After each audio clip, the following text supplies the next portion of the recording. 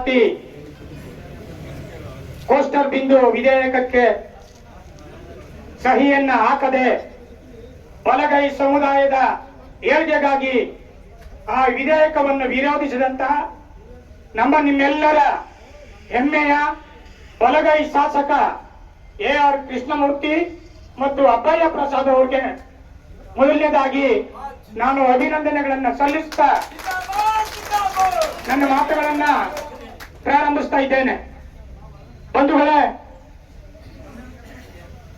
ಕರ್ನಾಟಕ ರಾಜ್ಯ ಸರ್ಕಾರದ ಮಾನ್ಯ ಮುಖ್ಯಮಂತ್ರಿಗಳಾದ ಸಿದ್ದರಾಮಯ್ಯ ಸಾಹೇಬ್ರವರೇ, ನೀವೇನ್ ಅನ್ಕೊಂಡು ಬಂದ್ರಿ? ನಾನು ಅಹಿಂದ ನಾಯಕ, ಸಮಾಜವಾದಿ ನಾಯಕ, ದಲಿತರ ನಾಯಕ ಅಂತ ಹೇಳ್ಕೊಂಡು ನೀವು ಅಧಿಕಾರಕ್ಕೆ ಬಂದ್ರಿ. ನೀವು 2023ರ ಚುನಾವಣೆಯಲ್ಲಿ 136 ಸೀಟು ಪ್ರಚಂಡ ಬಹುಮತದಿಂದ ಗೆದ್ದು ಬಂದು ನೀವು ಮುಖ್ಯಮಂತ್ರಿಗಳಾಗಲಿಕ್ಕೆ ಮುಖ್ಯ ಕಾರಣ ಬಲಗೈ ಸಮುದಾಯ. ಇದನ್ನ ನೀವು ಜ್ಞಾಪಕದಲ್ಲಿ ಇಟ್ಕೋಬೇಕು. ಈ ಸಮುದಾಯ ಎಷ್ಟೊಂದು ಮುಗ್ಧರು, ಎಷ್ಟೊಂದು ಪ್ರಾಮಾಣಿಕರು ಅಂತ ಹೇಳಿದ್ರೆ, ಅಪ್ಪ ಸತ್ತೋಗುವಾಗ ಮಗನಿಗೆ ಹೇಳಿ ಹೋಯ್ತಾನೆ, ನೀವು ಕಾಂಗ್ರೆಸ್ ಪಕ್ಷಕ್ಕೆ ಓಟ್ ಹಾಕು ಅಂತ ಹೇಳಿ. ಅಂತ ಮುಗ್ಧ ಸಮುದಾಯ ನಿಮಗೆ ಹೆಚ್ಚಿನ ಬಹುಮತವನ್ನು ಕೊಟ್ಟು ನಮ್ಮನ್ನು ಉದ್ಧಾರ ಮಾಡ್ತಾರೆ ಅಂತ ಹೇಳಿ ನಿಮಗೆ ನಿಮ್ಮ ಪಕ್ಷವನ್ನು ಅಧಿಕಾರಕ್ಕೆ ತಂದ್ರಲ್ಲ. ಇಷ್ಟೇ ಅಲ್ಲ, ಸಾಹಿತಿಗಳನ್ನ, ನಮ್ಮ ಸಮುದಾಯದ ಸ್ವಾಮೀಜಿಗಳನ್ನ, ಇಂಟಲೆಕ್ಚುಗಳನ್ನ, PhD ಹೋಲ್ಡರ್ಗಳನ್ನ ನೀವು ಬಿಟ್ಟು ಸಂವಿಧಾನದ ಉಳಿವಿಗಾಗಿ ಕಾಂಗ್ರೆಸ್ ಅನ್ನ ಬೆಂಬಲಿಸಿ ಅಂತ ಹೇಳಿ ನಮ್ಮ ಜನಗಳನ್ನ ಮರಳು ಮಾಡಿದ್ರಿ. ನಾವು ನಮ್ಮೆಲ್ಲರ ವಿಮೋಚಕರಾದ ಬಾಬಾ ಸಾಹೇಬರ ಮಾತನ್ನು ಕೂಡ ಕೇಳಿದೆ.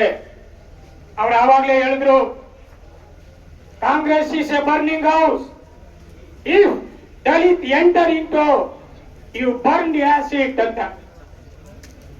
ಕಾಂಗ್ರೆಸ್ ಉರಿಯುತ್ತಿರುವ ಅರಗಿನ ಮನೆ, ದಲಿತರು ನೀವು ಒಳ ಪ್ರವೇಶಿಸಿದರೆ ನೀವು ಸುಟ್ಟು ಭಸ್ಮ ಆಯ್ತೀರಿ. ಈ ಪಕ್ಷದಿಂದ ನನ್ನ ಸಮುದಾಯಕ್ಕೆ ಉದ್ಧಾರ ಆಗಲ್ಲ ಅಂತೇಳಿ ನಾನು ಆವತ್ತೇ ರಾಜಕಾರಣಕ್ಕೆ, ನಾನು ನನ್ನ ಸಚಿವ ಸ್ಥಾನಕ್ಕೆ ರಾಜೀನಾಮೆಯನ್ನು ಕೊಟ್ಟು ಹೊರಗಡೆ ಬಂದಿ ಅಂತ ಬಾಬಾ ಸಾಹೇಬ್ರು ಹೇಳಿದ್ರು. ನಾವು ಅವ್ರ ಮಾತನ್ನು ತಿರಸ್ಕರಿಸಿ ನಿಮಗೆ ಹೆಚ್ಚಿನ ಬಹುಮತವನ್ನು ತಂದುಕೊಟ್ರೆ ನೀವು ಮಾಡಿದ್ದೇನು? SC PSP TSP ಹಣವನ್ನ 40,000 ಕೋಟಿ ಬಲಗೈ ಸಮುದಾಯದ, ದಲಿತ ಸಮುದಾಯದ ಕಲ್ಯಾಣಕ್ಕೆ ಮೀಸಲಿಟ್ಟಿದ್ರಲ್ಲ, ಆ ಹಣವನ್ನು ನೀವು ನಮ್ಮ ಸಮುದಾಯದಿಂದ ಕಿತ್ಕೊಂಡ್ರಿ. ಬೇರೆ ನಿಗಮ ಮಂಡಳಿಗಳಿಂದ ನೀವು ಯಾಕೆ ಕಿತ್ಕೊಳ್ಳಿಲ್ಲ ಸ್ವಾಮಿ? ನೀವು ಬರೀ ನಮ್ಮ ಸಮುದಾಯದ ಹಣವೇ ಬೇಕಾಗಿತ್ತ ನಿಮ್ಗೆ? ಹಂತ ಹಂತವಾಗಿ ನೀವು ದಲಿತ ಸಮುದಾಯವನ್ನ ತುಳಿತಾ ಬಂದ್ರಿ. ಈ ಭಾಗದ ದಲಿತ ನಾಯಕ, ಹುಲಿ ಅಂತ ಕರೆಸಿಕೊಂಡು ಬಂದಂತ ವಿ ಶ್ರೀನಿವಾಸ್ ಪ್ರಸಾದ್ ಸಾಹೇಬರನ್ನ ನೀವು ಏಕಾಏಕಿ ಸಚಿವ ಸಂಪುಟದಿಂದ ಕೈ ಬಿಟ್ರಿ. ಮುಖ್ಯಮಂತ್ರಿ ಆಗ್ಬೇಕಾಗಿತ್ತು. ನಿಮ್ಮ ಸರ್ಕಾರದ ಅಜೆಂಡಾ ಏನು? KPCC ಅಧ್ಯಕ್ಷರಾದವರು ಮುಖ್ಯಮಂತ್ರಿ ಆಗ್ಬೇಕು ಅಂತಕ್ಕಂಥದ್ದು ನಿಮ್ಮ ಪಕ್ಷದ ಅಜೆಂಡಾ. ಮಲ್ಲಿಕಾರ್ಜುನ ಖರ್ಗೆ ಅವ್ರಿಗೆ ಏನ್ ಮಾಡಿದ್ರಿ ಸ್ವಾಮಿ ನೀವು? ಡಾಕ್ಟರ್ G ಪರಮೇಶ್ವರ್ ಅವ್ರಿಗೆ ಏನ್ ಮಾಡಿದ್ರಿ? HC ಮಹಾದೇವಪ್ಪ ಅವ್ರಿಗೆ ಏನ್ ಮಾಡಿದ್ರಿ? ನೀವು ನಮ್ಮ ಜನಗಳನ್ನೆಲ್ಲ ಮಂಗ ಮಾಡ್ತಾ ಬಂದ್ರಿ. ನಿಮ್ಮ ಮಾತಿಗೆ ತಾಳಕ್ಕೆ ಕುಣಿತಾ ಬಂದ್ರು ನಮ್ಮ ಶಾಸಕರುಗಳು. ಆ ಶಾಸಕ ಮಿತ್ರಗಳಲ್ಲಿ ನಾನು ಅವ್ರನ್ನ ಪ್ರಶ್ನೆ ಮಾಡ್ತಾ ಇದ್ದೀನಿ. ಶಾಸಕ ಬಂಧುಗಳೇ, ನೀವು 5 ಬಾರಿ, 6 ಬಾರಿ, 3 ಬಾರಿ ಶಾಸಕರಾಗಿ, ಸಚಿವರಾಗಿ ನೀವು ಅಧಿಕಾರವನ್ನು ಅನುಭವಿಸಿದ್ದೀರಿ.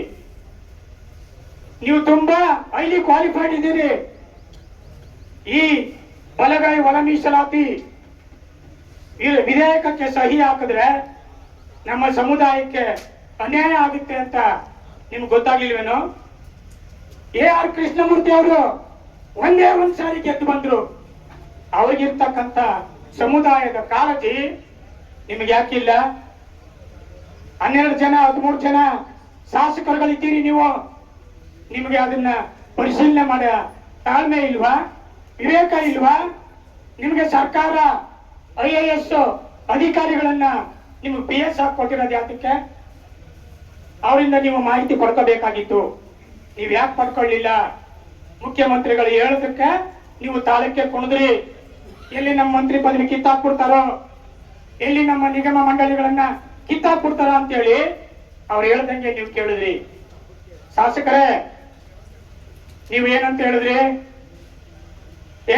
ಶಾಸಕರೇ, ಈ ಶಾಸನ ಸಭೆಯಲ್ಲಿ ದಲಿತ ಅಂತ ಹೇಳಿದ್ರೆ ನನಗೆ ಈಟಿಯಿಂದ ಚುಚ್ಚದಂಗಾಗುತ್ತೆ ನನ್ನ ಸಮುದಾಯಕ್ಕೆ ಅಂತ ನೀವು ಭಾಷಣ ಮಾಡಿದ್ರಲ್ಲ. ಈ ಒಳ ಮೀಸಲಾತಿ ರೋಸ್ಟರ್ ಬಿಂದು ವಿಧೇಯಕಕ್ಕೆ ಸಹಿ ಹಾಕುವಾಗ ಏನಪ್ಪಾ ಆಯ್ತು ನಿಮ್ಮ ಇದು? ನಿಮ್ಗೆ ಯಾರು ಚುಚ್ಚಲಿಲ್ವಾ? ಅಂದ್ರೆ ಸ್ವಾಮಿ, ಸಚಿವರಾಗಿದ್ದೀರಿ, ಶಾಸಕರಾಗಿದ್ದೀರಿ, ನಿಮಗೆ ನಿಮ್ಮ ಹಿತ ಮಾತ್ರ ಮುಖ್ಯ. ನಿಮಗೆ ನಿಮ್ಮ ಮಕ್ಕಳುಗಳು ಲಂಡನ್ ನಲ್ಲಿ ಓದ್ಬೇಕು, ಐಷಾರಾಮಿ ಕಾರುಗಳಲ್ಲಿ ನೀವು ಸುತ್ತಾಡಬೇಕು, ಐಷಾರಾಮಿ ಬಂಗಲೆಗಳಲ್ಲಿ ನೀವು ವಾಸ ಮಾಡಬೇಕು. ಕೃಷಿ ಪ್ರಾಥಮಿಕ ಪತ್ತಿನ ಸಹಕಾರ ಸಂಘ ನಿಮಗೆ ಬೇಕು, MDCC ಬ್ಯಾಂಕ್ ನಿಮಗೆ ಬೇಕು, ಅಪೆಕ್ಸ್ ಬ್ಯಾಂಕ್ ನಿಮಗೆ ಬೇಕು, ನಿಗಮ ಮಂಡಳಿ ನಿಮಗೆ ಬೇಕು, ಸಚಿವ ಸ್ಥಾನ ನಿಮಗೆ ಬೇಕು, ಕಲ್ಯಾಣ ಸಮಿತಿ ಅಧ್ಯಕ್ಷರು ನಿಮಗೆ ಬೇಕು. ನಿಮಗೆ ಬಹುಮತದಿಂದ ಓಟು ಕೊಟ್ಟು ಗೆಲ್ಲಿಸ್ಕೊಳ್ಳದಂತ ಮತದಾರ ಬಂಧುಗಳಿಗೆ ಏನು ಬೇಡ. ಅವ್ರ ಬುಡಕ್ಕೆ ನೀವು ಬಿಸಿನೀರು ಹಾಕ್ತಾ ಇದ್ದೀರಿ.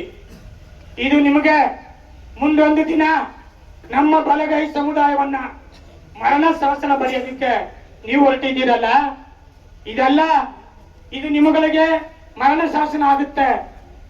ಇನ್ನೊಂದು ಕೊನೆಯದಾಗ ನಾನು ಒಂದು ಮಾತು ಹೇಳ್ತೀನಿ ನಿಮ್ಮನ್ನ. ಈ ಸಹಿ ಹಾಕಿದ್ದೀರಲ್ಲ ನೀವು, ನಿಮ್ಮನ್ನ ಬಲಗೈ ಸಮುದಾಯದವರು ಅಂತ ಹೇಳ್ಕೊಳ್ಳೋದಕ್ಕೆ ನಮಗ್ ತುಂಬಾ ಹೇಸಿಗೆ ಆಯ್ತಾ ಇದೆ ಸ್ವಾಮಿ,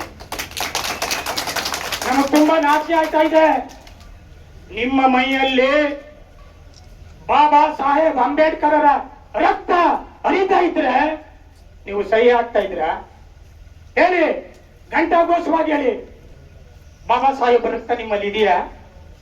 ಬಾಬಾ ಸಾಹೇಬರ ತತ್ವ ಸಿದ್ಧಾಂತಗಳು ನಿಮ್ಮಲ್ಲಿ ಇದೆಯಾ? ನಮ್ಮ ಸಮುದಾಯದ ಮತ ಕೇಳೋದಕ್ಕೆ ಅಂಬೇಡ್ಕರ್ ಜಯಂತಿ ದಿನ ನೀಲಿ ಸಾಲುಗಳನ್ನು ಹಾಕೊಂಡೋಗಿ ಭಾಷಣ ಮಾಡ್ತೀರಲ್ಲ ಸ್ವಾಮಿ, ಎಷ್ಟು ದಿನ ನೀಲಿ ಸಾಲು ಹಾಕೊಂಡೋಗಿ ಶಾಸನ ಸಭೆಗೆ ಹೋಗಿದ್ದೀರಿ? ಎಲ್ಲೋಗಿದ್ದೀರಿ ನೀವು? ಇಲ್ಲಿ ಇನ್ನೊಂದು ಮಾತು ಹೇಳಿದ್ರಿ ನೀವು, ಈ ರಾಜ್ಯದಲ್ಲಿ ಸಿದ್ದರಾಮಯ್ಯನವರು ಸಂವಿಧಾನ ಜಾರಿ ಇರ್ತಕ್ಕಂಥದ್ದು, ಅಂಬೇಡ್ಕರ್ ಸಂವಿಧಾನ ಇಲ್ಲಿ ಜಾರಿ ಇಲ್ಲ ಅಂತ ಹೇಳಿದ್ರಿ. ಅದೆಲ್ಲ ದಾಖಲಾತಿಗಳಿವೆ. 27,000 ಮತಗಳ ಅಂತರದಿಂದ ಸೋತಿದ್ದಂತ ಡಾಕ್ಟರ್ G. ಪರಮೇಶ್ವರ್ ಅವ್ರಿಗೆ ಮುಖ್ಯಮಂತ್ರಿ ಹೆಂಗ್ರಿ ಕೊಡ್ತೀರಿ ಅಂತ ಹೇಳಿದ್ರಿ. ಪೇಪರ್ ಕಟಿಂಗ್ ಇದೆ. ದಲಿತ CM ಕುರ್ಚಿ ಖಾಲಿ ಇಲ್ಲ ಅಂತ ಹೇಳಿದ್ರಿ ನೀವು, ಅದು ಪೇಪರ್ ಕಟಿಂಗ್ ಇದೆ. ಪ್ರತಿಯೊಂದು ದಾಖಲಾತಿಗಳನ್ನು ಇಟ್ಕೊಂಡು ನಾವು ಮಾತಾಡ್ತಾ ಇದ್ದೀವಿ. SCP SP ದುಡ್ಡು ಎತ್ಕೊಂಡಾಗ ನೀವು ಒಬ್ಬರಾದ್ರೂ ಬಾಯಿ ಬಿಟ್ರ? ಯಾಕೆ ಬಾಯಿ ಮುಚ್ಕೊಂಡಿದ್ರಿ ನೀವು? ವಾಜಮಂಗಲದಲ್ಲಿ ಬಾಬಾ ಸಾಹೇಬ್ ಅಂಬೇಡ್ಕರ್ ಪುತ್ಥಳಿಗಳಿಗೆ, ಬ್ಯಾನರ್ಗಳಿಗೆ ಸವರ್ಣೀಯರು ಮಲವನ್ನ ಚಪ್ಪಲಿನಲ್ಲಿ ಹಚ್ಚಿಕೊಂಡು ಹೊಡೆದ್ರಲ್ಲ, ನೀವು ಯಾಕೆ ಸ್ವಾಮಿ ಕೇಳಲಿಲ್ಲ? ನೀವು ಎಲ್ಲಿ ಕೇಳಿದ್ರಿ? ನೀವು ಕೇಳಿದ್ರ? ಕೇರ್ಪೇಟೆ ತಾಲೂಕು ಕತ್ತರಘಟ್ಟದಲ್ಲಿ ದಲಿತನ ಜೀವಂತ ದಹನ ಮಾಡಿದ್ರಲ್ಲ, ಎಲ್ಲೋಗಿದ್ರಿ ಸ್ವಾಮಿ ನೀವು? ಒಂದು ಮಾತಾಡಿದ್ರ? ಮಹದೇಶ್ವರನ ಬೆಟ್ಟದಲ್ಲಿ ಹೋಗಿ ಸಚಿವ ಸಂಪುಟವನ್ನ ನೀವು ಮಾಡ್ತಿದ್ದೀರಿ. ಆನ್ ದ ವೇ ಬರ್ತಾ ನೀವು ವಾಜಮಂಗಲಕ್ಕೆ ಭೇಟಿ ಕೊಟ್ಟಿದ್ರ? ಎಲ್ಲಿ ಸಮುದಾಯದ ಪರವಾಗಿ ಮಾತಾಡಿದ್ದೀರಿ? ನಿಮ್ಮ ಬೂಟಾಟಿಕೆ ಮಾತುಗಳು ಎಲ್ಲ ನಾಗರಿಕ ಬಂಧುಗಳಿಗೆ ಅರ್ಥ ಆಯ್ತಾ ಇದೆ.